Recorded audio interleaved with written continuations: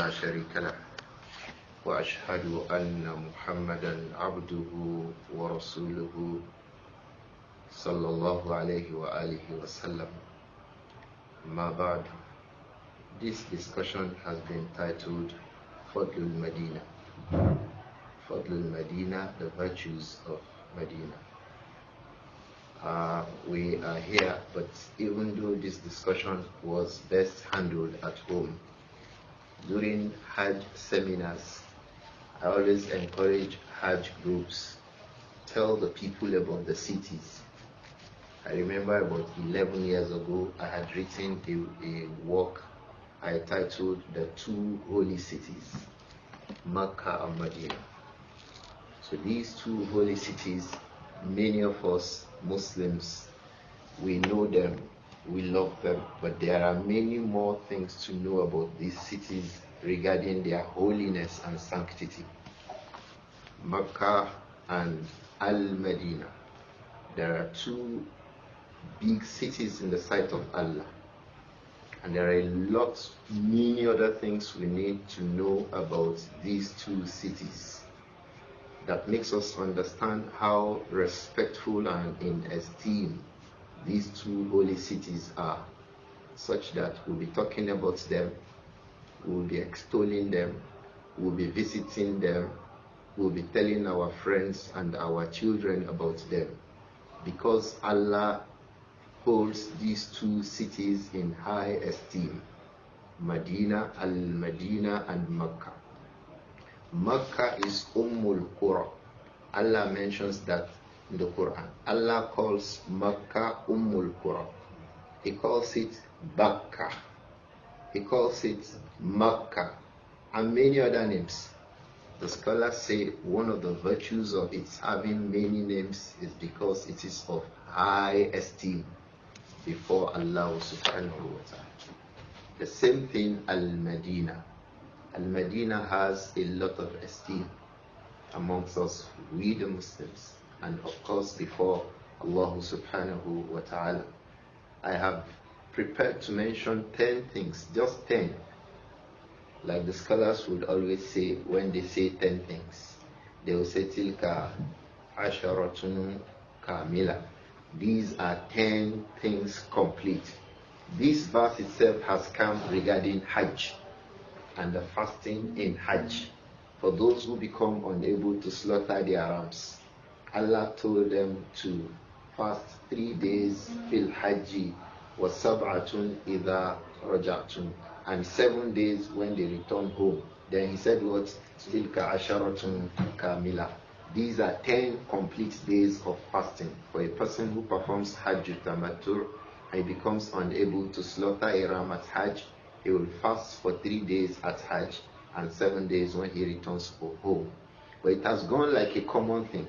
So each time you see scholars and students talk about 10 things, they will always say Tilka asharatun kamila. So I had also prepared to talk about 10 things regarding Medina.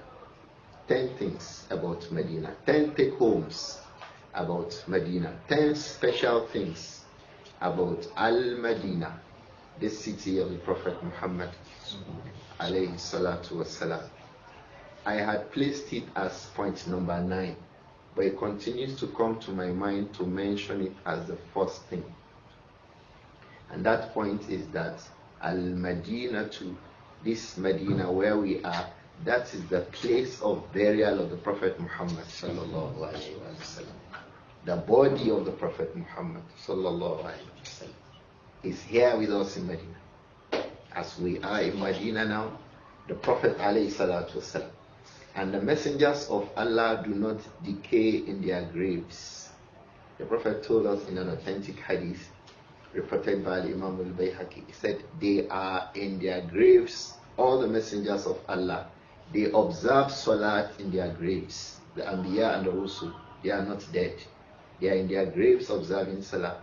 And for the Prophet Muhammad alayhi salatu wasalam, each time we say Salatu and Salam on him, Allah brings an angel to wake him up and say, so and so, the son of so and so is saying Salatu and Salam on you.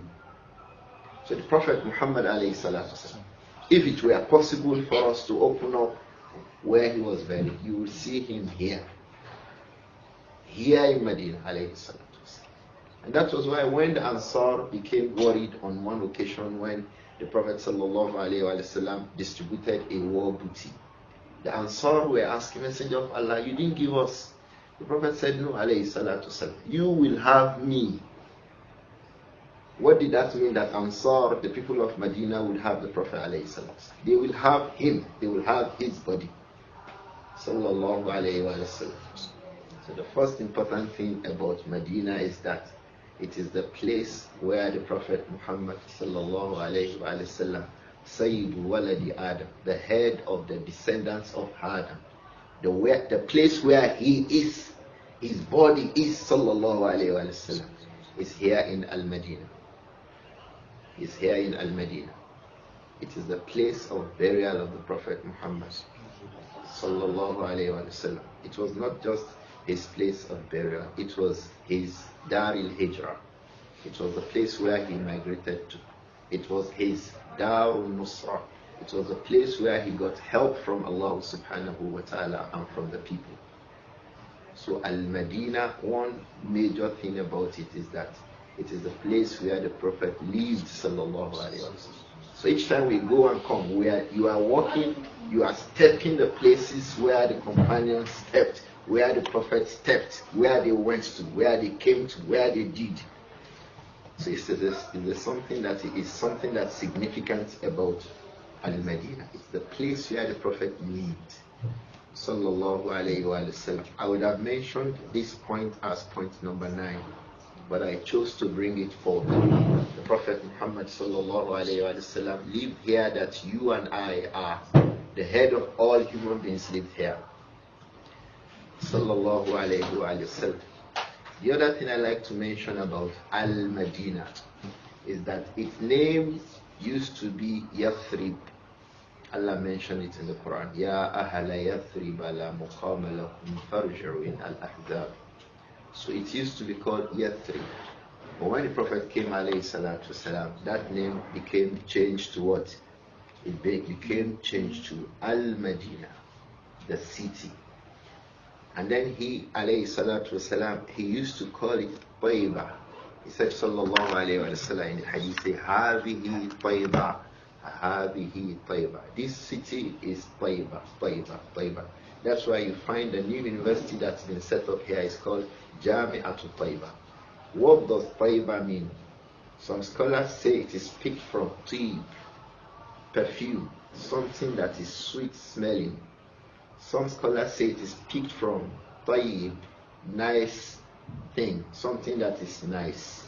Some say it is picked from Hudu, the silence and serenity. But some scholars say it is picked from all of them, because you find all of these things in Medina. You find that Medina is calm. You find that Medina is serene. You find that Medina is sweet smelling. One of the scholars who wrote about this hadith said that he went on in the city of Medina asking people, what kind of perfume, how is the general atmosphere of Medina? And the account that he gets from those who resided here for 20, 30 years is that you will hardly come to Medina and smell anything pungent or repulsive. So Medina is a place where you find nice scent. And that comes from its name, Tayyibah. Or it comes from its name, Tayba. Tayba either meaning nice, sweet smelling, or something that is nice and calm. When I came for the first Hajj, the first thing I noticed once we got to Mecca was that, hey, Mecca is tough, Medina is calm. First timers always say that. Medina is calm, Medina is sweet, Medina is sweet smelling. In fact, a learned person also mentioned that you hardly hear loud, noisy voices in Medina. Just go around the cities. You always see everywhere calm. I have visited some malls here in Medina long ago, and you'll always see calmness. You say, is this a mall? The general noisy environment of malls, you not hear it in Medina. Everybody is going about his business gently and calmly. Before Salatul Jummah today, we came out of our room an hour before the time. But when we came out, we saw that everywhere was, You will not hear any sound. You just come out and see that the masjid is filled up. And this is from the blessings of its name, called what? Tayyiba. So from the names of Al-Madinah is what? Tayyiba. This happens to be the second thing I like to mention. The third thing I like to mention about Medina is that Al-Madinah to ta'kulul qura. The Prophet Muhammad sallallahu alayhi wa sallam, he mentions Al-Madinah as a city. It eats up other cities. What does that mean? When the Prophet came sallallahu alayhi wa sallam, there were civilizations, huge civilizations. But when he established Al-Madinah and its authority began to swallow up other civilizations.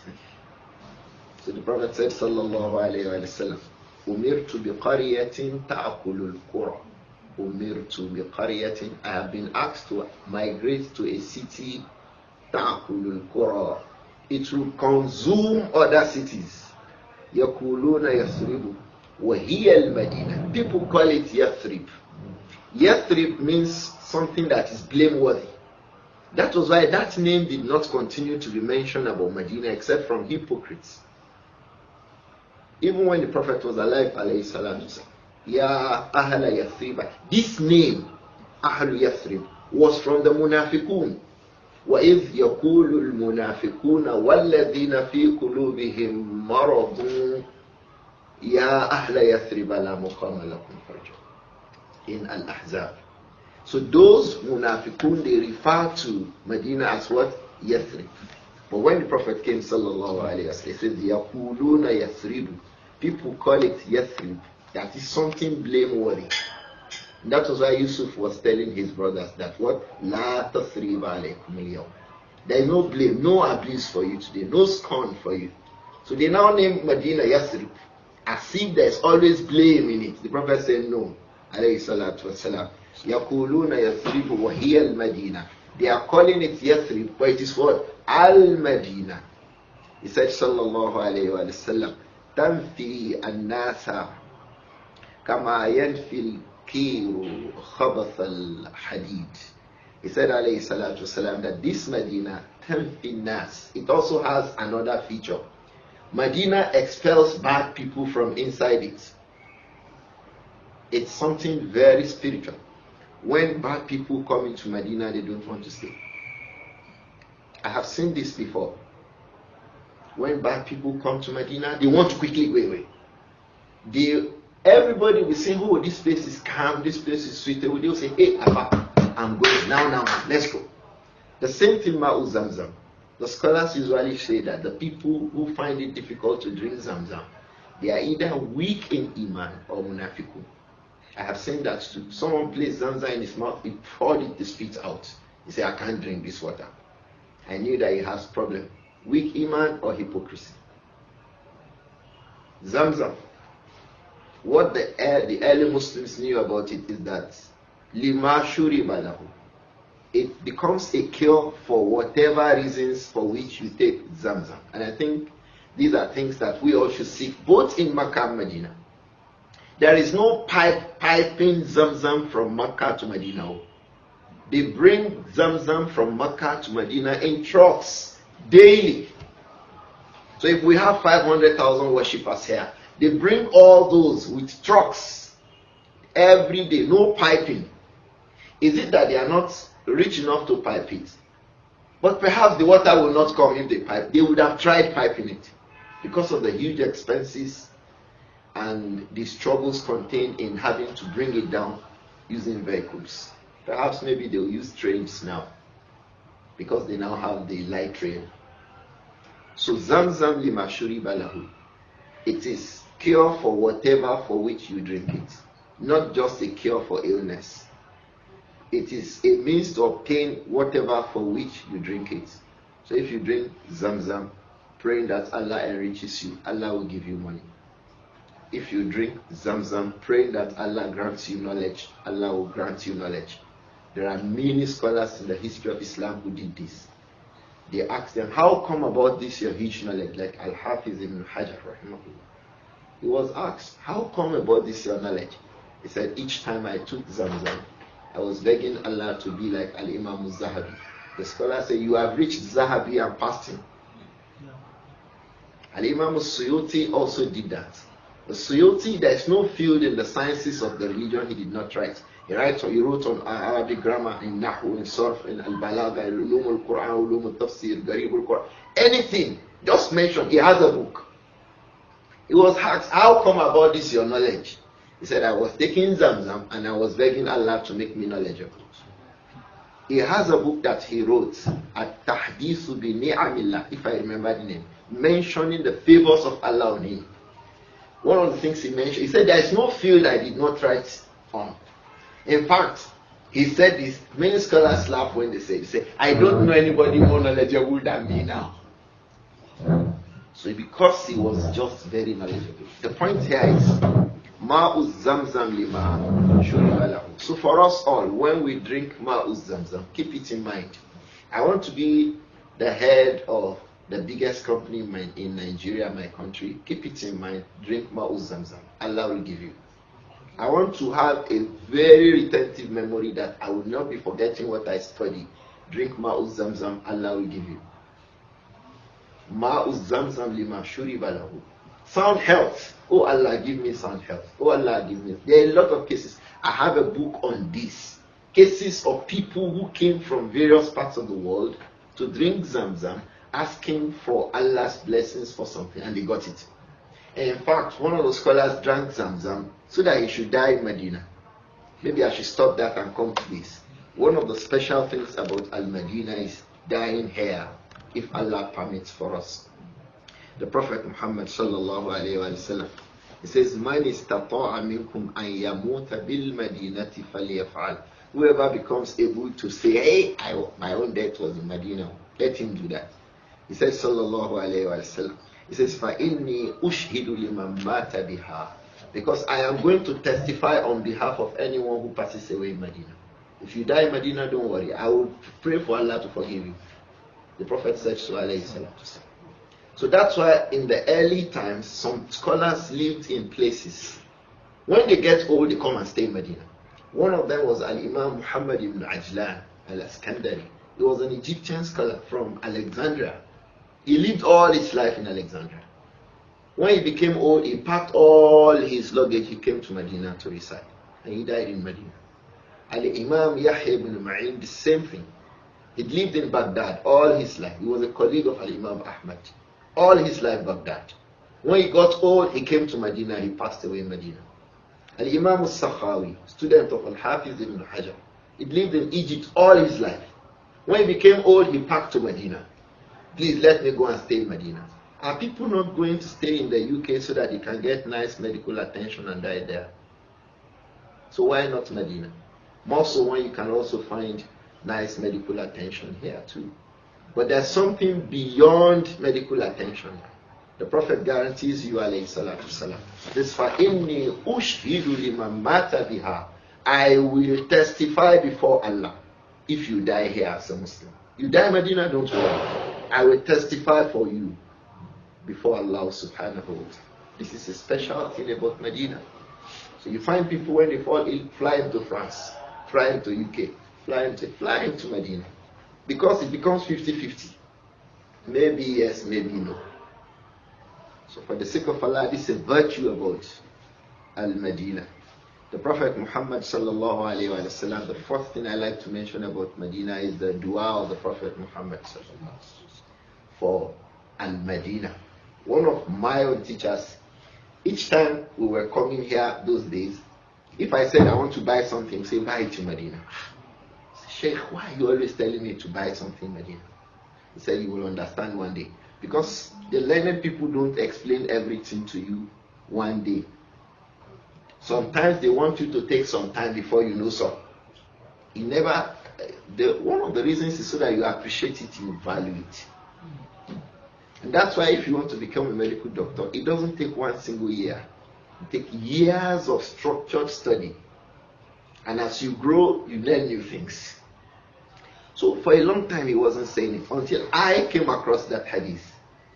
The Prophet Muhammad sallallahu alayhi wa sallam said, Allahumma barik lana fi madinatina. Oh Allah, give us barakat in this Al-Madinah. Allahumma barik lana fi madinatina. This is our Medina. Sallallahu alayhi wa sallam. Put al-barika inside. If the Prophet came to say that in Lagos, how will we think about Lagos? I'm sure everybody will want to live in Lagos. If he said that about Banana Island, what would happen? Everybody wants to stay in Banana. Why? The Prophet has a special dua for Banana Island. But here is for Medina. So if you are not resident here, you should come here. This is the point.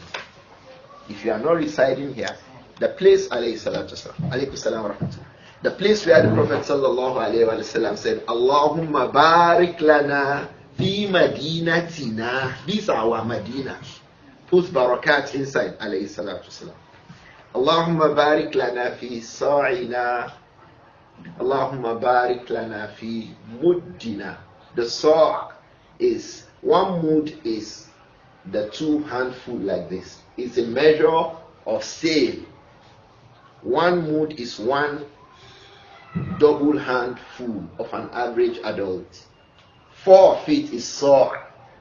1 is 1 muddu. The ulama say he only mentioned muddu and sa'. That what he's talking about in the business transactions we transact in Medina. Bless it. When we come to trade in Medina, bless it. When we buy in Medina, bless what we buy. When I came across this hadith for over 10 years, what I wear, I buy it in Medina. Until we began to wear guinea like this. When we were far younger, all the jalabias that I wear, everything, my cap, my shoe, everything, I buy it in Medina. And I always enjoy them. That time I remember, jalabia. I didn't know selling jalabia in other markets. Why? Because the Prophet said, alayhi salatu wasalam, Allahumma barik lana fi sa'ina, fi madinatina first, then fi sa'ina, fi muddina, in our mud, in the things, items of our trade, in our buying and selling. Put barakah inside. Allah. Who said so? The Prophet Muhammad sallallahu alayhi wa sallam. In the end he said, Allahumma ja'al ma'al barakati barakatan. Oh Allah, in addition to that barakah, put more barakah. Allahumma ja'al ma'al barakati barakatan. Oh Allah, in addition to that barakah that I said, put more barakah, barakah, barakah. And then he came with nakira. Ma'al barakati barakatan, meaning loads, uncountable barakat. So million people, when they want to buy something, when they want to deal something, they say, let's go and do it in Medina. You want to do a business, Ustaz Luqman. You want to do a business with me, I'll say, hey, let's go and sign it in Medina. Why? Because the Prophet prayed, sallallahu alayhi wa sallam, that our transactions in Medina should be blessed. Our negotiations in Medina should be blessed. Our talks in Medina should be blessed. We have that dua of the Prophet sallallahu alaihi wasallam for Al-Madinah. So these are from the specialties of Al-Madinah. From the specialties of Al-Madinah is the masjid of the Prophet Muhammad sallallahu alaihi wasallam, the Masjid al-Nabawi.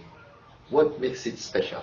The Prophet Muhammad sallallahu alaihi wasallam said, Salatun fi masjidi hada. Salatun fi masjidi hada. One salah in this my masjid, afdalu min alfi salatin fima siwahu, is better than 1,000. He didn't say it is equivalent to 1,000. I always tell people,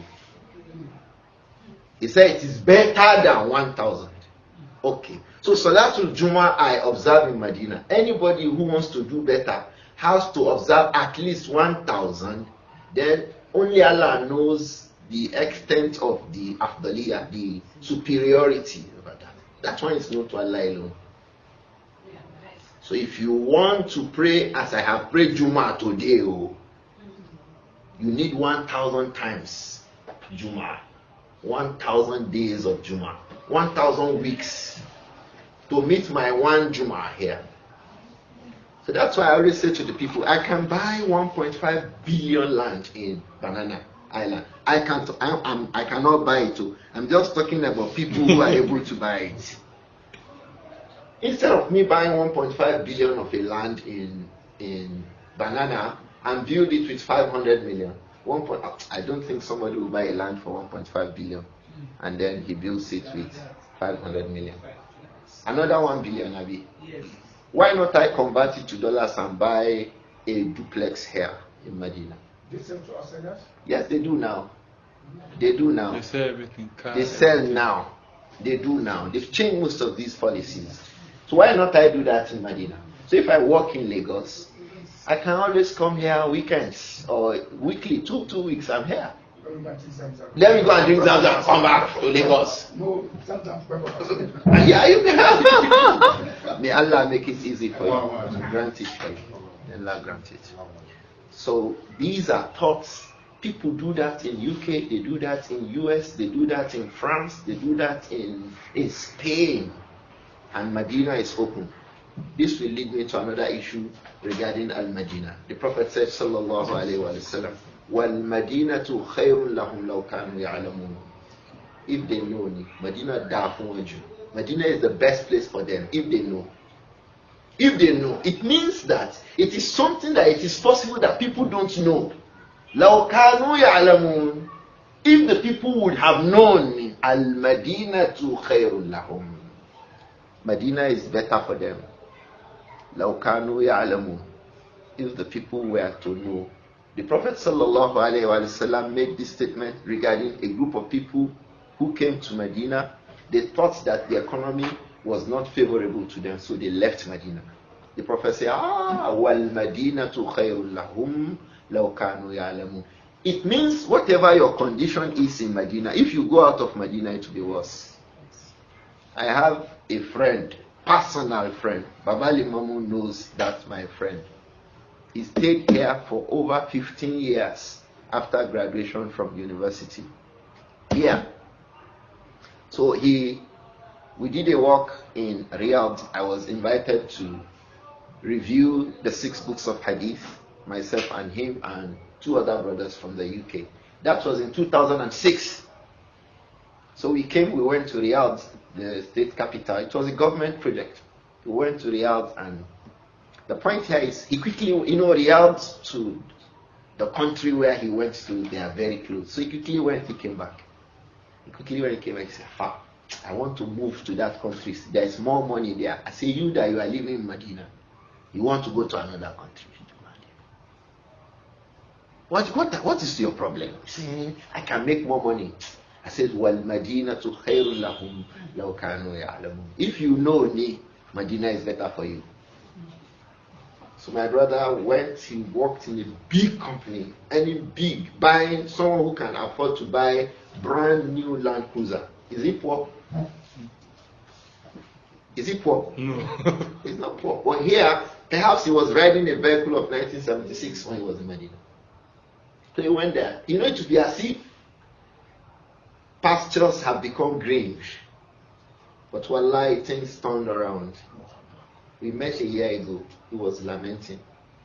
I almost reminded him, but I told you that Al-Madinah. I even wrote a Facebook that time when I was on Facebook. I left Facebook more than 30 years ago, so long ago. I made a Facebook post on this. We quarreled though, but it's a fact. Al-Madinatu khayrun lahum law kanu ya'lamun. If a person is in Medina and he earns 100 riyals, he thinks he doesn't have money. Wallahi, if you go out of Medina, you will earn half of a riyal. So you will know that, the remaining Medina was even better for me. Why? Because these arzak are maksuma. Wealth is already shared. We all have our portions. Yes, we have. I do not exceed any one of us. So if you're in Medina, you say, let me go and look for greener pastures. No green pastures anywhere as long as you're in Medina. Resident. Look for what to eat there, Allah will give you. So the Prophet Muhammad sallallahu alayhi wa sallam told us about that regarding Al-Madinah. Also, I like to mention about Medina, a place called Baqi'. They call it Baqi'ul Gharqad. Al-Gharqad was the name of the tree that was commonly planted in that location before now. It has always been a burial ground in Medina. So that was where the wives of the Prophet sallallahu alaihi wasallam, that was where they were buried. Aisha radiallahu anha, that was where she was buried. Salama radiallahu anha. Here. We are less than 100 meters away or thereabouts from Al-Baqi'. It's very close. Baqi' is very close and it's very noble. What makes it noble? The Prophet Muhammad sallallahu alayhi wa sallam, Jibreel will come to him, say, Ya Muhammad, Allah says that I should tell you, stand up, come and greet and say dua for those in Al-Baqi'. The Prophet Muhammad sallallahu alayhi wa sallam. You say, hey, stand up, Muhammad, come and say dua for those in Al-Baqi'. If Baqi' is not important, Allah will not send Jibreel, come and make dua for people in Al-Baqi'. So we have come now. So we also have a duty to say dua for those in Al-Baqi'. It's an additional benefit. Some people pass away in Medina, they are not buried in Al-Baqi'. But if you pass away in Medina, that's one virtue. Go. If you are now buried in Al-Baqi', another virtue for you. There's a virtue of passing away in Medina. There's a virtue of being buried in Al-Baqi'. How about when you combine the two? Yesterday, our brother Muhaysin Hafizahullah, he told me about a young student from the US, Canada. From Canada. He's learning in Islamic University. He passed away here. He had an accident. And he passed away in Al-Madinah. And he was buried in Al-Baqi'. It is the second time I'm feeling I wish I'm the one. May Allah prolong our life upon goodness. The first time I felt like that was during one Hajj. We just came from, it was Yawmul Nahari, Yawmul Hajj al-Akbar. We just returned from Mina. We want to make Tawaf al-Ifadah. You know the Tawaf of Hajj, on the day of Hajj. And it was a Friday. So some of the Muslims had passed away. They had prepared them for Salatul Janaza, for after Salatul Asri. So they were in Ihram. It was a Friday. They had just left Arafah when they passed away. And about 6 million pilgrims that Allah has forgiven will come and make Janaza in them. How do you feel about this? Because life, the important thing about life is what life brings you after life. The important thing about life is what life brings you after life. Think about this. What did I earn with life? And you can only get what you earn with life after life. You can't get it here. This dunya is too small. It says, Rakat al-Fajr khayrun min ad-dunya wa ma fiha. 2 units of prayer before Salatul Fajr is better than the whole world and its contents. Okay, if Allah wants to reward you for Rakat al-Fajr for 1 day alone, where will He give you the reward? He said the reward is better than the entirety of this dunya and its contents. Okay, which city will contain the whole world and its contents? So it means we have to go to a place where we can receive that reward, where we can get the whole of this dunya and its contents, owned by me alone, because of one single Rakat al-Fajr, 2 units before Fajr. Okay, that's Nafila. How about Fajr itself? Salatul Fajr, what is the reward? If Rakat al-Fajr will bring me, I will own the whole of this dunya, including Banana and Orange Island, Asokoro, Meitama, and the $20 billion refinery. All of them will belong to one person. So which country will contain that gift where you can go and enjoy it? There's no country except there, hereafter. So it means the important thing about my existence is, what is it that my existing in this dunya brought me in the hereafter? Because that is the place of richness. That's the place of enjoyment. This dunya has not been created for enjoyment. There's no enjoyment in it actually that lasts. Because if it does not last, then what is it? If it does not last, what is it? I was surprised the owner of a $20 billion investment business is saying, if I die. Oh, so after all of this, it's still if you die? If you die, you remember that if you die? And his uncle said earlier that he's tired of this dunya. So this dunya, the nature is that it is temporary and the enjoyment in it. You can get to the peak of it. You can get to the peak of the enjoyment of dunya. Then you begin to hate it, that what do I want? You begin to wear slippers, bathroom slippers in public. And you are a billionaire in dollars. How is that? You can get to the peak of the enjoyment in this dunya, but not for akhirah. Wallahi, not for akhirah. So the value of existence in itself is, what does existing in this dunya bring me in the life hereafter? The one who has not started to think about it has not understood the world he's living in and the purpose for his existence. So Al-Madinah too, if you observe one salat here is 1,000 better, more, you have more than 1,000 times. Okay, so you observe salat, you stay here for 4 nights. 4 nights, 20 salawat. So 20 salawat in Medina is better 1,000, 20,000 times someone who is not in Medina. I've asked young people ask me this a lot because I tell them, oh, young man, you make some money, my friend, go to Medina, go to Mecca, go make Umrah. They say, Abu Naasir, you always talk about it. They say, yes, because I love you. It is until you get to your grave you know that I'm saying that to you because I love you. What else would you have done with the money that Allah has given you? I always say, a rich person who dies without entering Al-Jannah has himself or herself to blame. Because you have all that it takes. Once you just get to the hereafter, I say, me, I have come. Say, enter. So if it's not like that, then who do you blame? 1,000 times. Salat in Medina. There are people who can leave home and walk for a month. Or once in 2 weeks, they spend 3 days. Once in 2 weeks, investment. Real investment. Real estate. That is really real. May Allah forgive all of us. So one major thing about Al-Madinah is the Prophet's Masjid. Sallallahu alayhi wa alihi wa sallam. I'd like to tell us another thing about Al-Madinah, and that is Quba. When the Prophet sallallahu alayhi wa sallam migrated from Mecca to Medina, the first place of stop around Medina was Quba. It used to be like a turf, a outskirts of Al-Madinah. But today it is counted because of expansion as part of Medina itself, Quba. And the people of Quba were very receptive.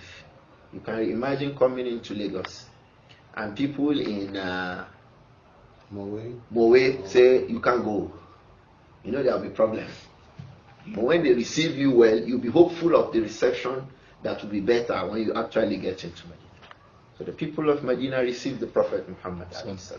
The first Jummah was actually performed in Quba, not here. The first Jummah. And the first masjid was established in Quba, not here. And Allah called that masjid Masjidun Usisa ala Taqwa, a masjid that was founded upon Taqwa. That was the name. This masjid will go and visit tomorrow, inshallah. Allah said that masjid was founded upon Taqwa. The Quran, Surah Al-Tawbah. So that masjid, the Prophet Muhammad sallallahu alayhi wa alihi wasallam told us in the hadith of Abdullah ibn Umar, is anyone who performs wudu from his home. So don't forget, we're already talking about tomorrow, inshallah. Make wudu from your place of stay, from your residence. Then we go to the masjid, Quba. You make 2 units of prayer. The Prophet says, sallallahu alayhi wa sallam, he says, kana ka umratin. It is like performing umrah. You leave your home, go to Quba, make 2 units of prayer. It is like you make umrah. So the Prophet used to do it weekly, sallallahu alaihi wasallam, and it has coincided that he does it on Saturdays. So we have just had a coincidence that inshallah tomorrow we are going to do it. You have the reward of an umrah before you actually perform an umrah. Should I discuss something a bit technical here? So which of the two is more rewarding? I should stay in Medina and be going to Quba and coming back, or I should actually go to Makkah and make Umrah? Do we understand? Do we understand this issue? Yes. It says if I go to Kuba from my place of stay, make 2 minutes of prayer and come back, the reward is like the reward of Umrah. Now, should I, instead of going to perform Umrah, actually, is it not reward that I want? Okay, let me just stay and be making Umrah, going from Medina, more comfortable, to Kuba and just go and come back. So the point is that going to perform Umrah is far more rewarding. It's like saying that you shine like a moon. Is it really true that he's shining like a moon? Whatever is employed to compare to something is not like that thing. It only tells you how nice this thing is. It doesn't mean that it is equal and exactly equivalent to what has been talked about. So it is better to make Umrah rather than sit down in Medina to say, oh, I want to be getting the rewards of Umrah. What other thing do I like to tell us about Medina? What other thing do I like to tell us about Medina? I think I mentioned up to 7 or 8 or something. But I had planned to speak about 10, and perhaps I had mentioned others regarding it. Medina has a lot of things in it. It has a lot of things inside it. Things of value, places of interest, regarding its name, regarding the masjid of the Prophet Muhammad sallallahu alaihi wasallam. There is one thing I mustn't forget: Ar-Rawdah. I mustn't forget Rawdah. And I mustn't forget Uhud. Inshallah, we'll also visit Uhud tomorrow. The reason we are visiting Kuba is that we want to get that reward. Maybe I should start with Uhud. The reason we are visiting Uhud is that it also has a maqbara, a graveyard there. We'll go and make dua for those there in Uhud. That is the reason we go to Uhud. And then the Prophet said, sallallahu alayhi wa sallam, he said, Uhudun Jabalun yuhibbuna wa nahnu nuhibbuhu. He said, Uhudun Jabalun yuhibbuna. Uhud is a mountain. It likes we the Muslims. So you ask, how does a mountain like us? The one who created the mountain sent Muhammad to tell us that. It's like Allah told us in the Quran that وَإِن مِّن شَيْءٍ إِلَّا يُسَبِّحُ بِحَمْدِهِ. There is not a thing except that thing makes tasbih. Elsewhere it says وَلَكِنْ لَا تَفْقَهُونَ تَصْبِيحًا. But you don't understand their tasbih. In a hadith we read in 2 or 3 classes ago in Al-Adab al-Mufrad, the Prophet Muhammad sallallahu alayhi wa sallam said to us that Nuh said to his son that Subhanallah wa bihamdihi, Subhanallah wa bihamdihi. He says, وَذَلِكَ تَصْبِيحُ كُلُّ شَيْءٍ وَتَصْبِيحُ كُلِّ شَيْءٍ. That is the tasbih of everything. وَبِهَا يُرْزَقُ. And with these words, they gain sustenance. So, Subhanallah wa bihamdihi. So if you say, what is the tasbih that this wood is saying? What is it saying? Subhanallah wa bihamdihi. The Prophet Muhammad sallallahu alaihi wasallam, in this Medina, something like this happened. He took a stone and it was saying Subhanallah wa bihamdihi, Subhanallah. He gave it to Abu Bakr as-Siddiq sallallahu alaihi wasallam. Abu Bakr took it radiyallahu anhu. It was saying Subhanallah wa bihamdihi. So this one that we are accepting upon Iman, because we believe in Muhammad alayhi salam, the companions actually saw it and heard it. In this masjid, he had a tree. Whenever he makes a khutbah, he leans around the tree. When he stopped staying near that tree, he took up another place for khutbah. The tree was crying, quote unquote, was making a noise, a noise of pain. Hey, you have left me. So the Prophet Muhammad alayhi salatu, he told us that these things, I hear birds roam around my house because I live near a bush. It's a place everybody, there is the middle of the city, but I am at the end. It was a close, but it has been turned into a crescent now. So I heard the hummings of birds every day. And it is something I marvel at. Sometimes, perhaps if we listen to our classes on Al-Adab al-Mufrad, you may be hearing birds making. They keep the environment calm. But you wonder, the voices, the humans, birds do what? They human, good. So the humans of it is a regular thing. It is not irregular. It is a harmonic sound in, like they say in physics. It will be a noise if it is a voice without a regular frequency. But it has a regular frequency. The one will say kukuruku, kukuruku. Tomorrow you say kukuruku again. Next tomorrow you say kukuruku. 1, 2. There is a time to that. There's always a time. The same time, the same time they will come. There's regularity to it. And then they go and come back. In the evening, they give another sound. In the night, they give you another sound. There are those ones who will not sound in the night. You begin to hear another kinds of sounds in the night. So all these things make us be hard. They make us feel. The companions saw all of these in Medina with the Prophet Muhammad. Sallallahu alayhi wa sallam.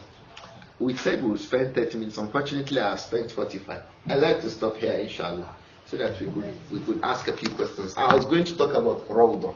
The Prophet said, sallallahu alayhi wa sallam, that bayna bayti wa minbari rawdatun min riyad al-jannah. Between my house and the place where I stand to give the khutbah, it's a garden from the gardens of Al-Jannah. So what does this mean? Some scholars say, hey, Allah has blessed it the way He blessed the garden of Al-Jannah. Some say no, that land itself, Allah brought a part of the land from Al-Jannah to the place. Some say no, different explanation. But what he said is, Rawdatun, it's one of the gardens from the gardens of Al-Jannah. So the early Muslims, as is in the hadith of Aisha radiallahu anha, they always like to make 2 units of prayer in that place of Rawdah. So let us, if we find the opportunity to it, it's a bit difficult now. It's easier in the time of Hajj because as a group we can apply. But I was here last October and I went to Rawdah. It was stress-free. I stayed for over 1 hour there. In fact, where I stayed, if I stretch my hands like this, perhaps my hands will touch the wall of the Prophet's room, sallallahu alaihi wasallam. Because the Prophet's room is just next to the mosque. Once he opens his door, he will enter the mosque. And that room is the room of Aisha, radiallahu anha. And that was where he was when he passed away, sallallahu alaihi wasallam. And you know the messengers of Allah, yudfanuna haythu yamutun. They are buried in the location where they pass away. If a messenger of Allah dies on this spot, he will be buried on that spot. So he was buried on the spot where he passed away. That's why the room is carved out of the masjid. So he wasn't buried in the masjid. He was buried in Aisha's room that was connected to the masjid at that time. But as masjid expanded, so they have, if you go, you see a wall like this carved out of the masjid. And that was where Abu Bakr al-Siddiq too was buried. That was where Umar too was buried. That is in the fulfillment of a dream during the time of the Prophet. And I'll stop there, inshallah. Sallallahu alayhi wa sallam. Aisha radiallahu anha had a dream. And I always say to the people, pay attention to your dreams. In Islam, the dream is not nonsense. Dreams mean a lot. One of our brothers gave me one glad tidings yesterday. That he had a dream about one brother I love so much and respect. He had a dream. I'll mention him so that we all will be making dua for him wherever this program is listening to. So he had a dream that Mudathir and with Enes, he saw him in the dream. He was going to Bakia. He was leaving Bakia. The brother who has died came to Bakia. He was going away from Bakia. This brother who is alive, he was coming to visit Bakia in the dream. They now met, Enes, what are you doing? I said, I just came to visit my brothers here. I am going back to India. And the brother actually died and was buried in India. He said, India is far away. He said, don't worry, I'll get there now. And then they departed. Salaam alaikum wa alaikum salam. I heard the narration yesterday. So pay attention to your dreams. Abu Bakr al-Siddiq was buried by the side of the Prophet upon the dream of Aisha. When the Prophet Muhammad sallallahu alayhi wa sallam was alive, what was the dream? Aisha said, رَأَيْتُ أَنَّ ثَلَاثَةَ أَقْمَارٍ. I dreamt that 3 moons fell into my room. Moons fell into my rooms. One moon fell. Another moon fell in my room. Another moon fell in my room. Abu Bakr al-Siddiq said, that is the burial of 3 people. That is the burial of 3 people in your room. She said, how? She said, go and ask your husband. So when the Prophet died, sallallahu alayhi wa sallam, and he became buried in Aisha's room, Abu Bakr said, the best of the 3 rooms is buried there. So when Abu Bakr Siddiq was dying, he gave a wasiyah. If I die, bury me near the Prophet sallallahu. That is the second of the 3 rooms. And when Umar radiallahu anhu also was passing away, he sent a message to Aisha. Aisha, please, I want to be buried in the room together with the Prophet and Abu Bakr Siddiq. Aisha said, I wanted to be the 3rd one. But when Umar radiallahu anhu asked for it, I said, okay, I give it to Umar. So Aisha was buried in Baqi and Umar was buried in that place. So that's why when we say Taslim, we say Taslim first, the Prophet, Umar, and Umar, Abu Bakr, then the Prophet sallallahu alayhi wa sallam. Assalamu alaikum wa rahmatullahi wa barakatuh. Alhamdulillah. Jazakumullah khairan. We thank Shaykh Abu Naasir for the beneficial information and knowledge that he has shared with us. We beg Allah subhanahu wa ta'ala to bless it for all of us.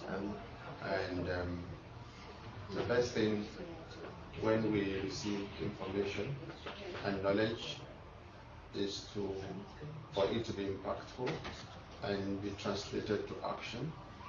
And we beg Allah subhanahu wa ta'ala to make using the knowledge easy for us. And when we are able to use it, may Allah accept it for us. And may Allah subhanahu wa ta'ala bless us. We are here in Medina. He has spoken about the dua of the Prophet sallallahu alaihi wasallam for Medina of blessing, Allah blessing. May Allah bless our stay here in Medina. May Allah subhanahu wa ta'ala, everything that we do here, may Allah bless it for us. May Allah subhanahu wa ta'ala, we beg Him not to make it the last time we're going to come here. May Allah grant us the opportunity to come and come again. May Allah subhanahu wa ta'ala make us to come again. And may Allah beg Allah subhanahu wa ta'ala to accept our gratitude to Him.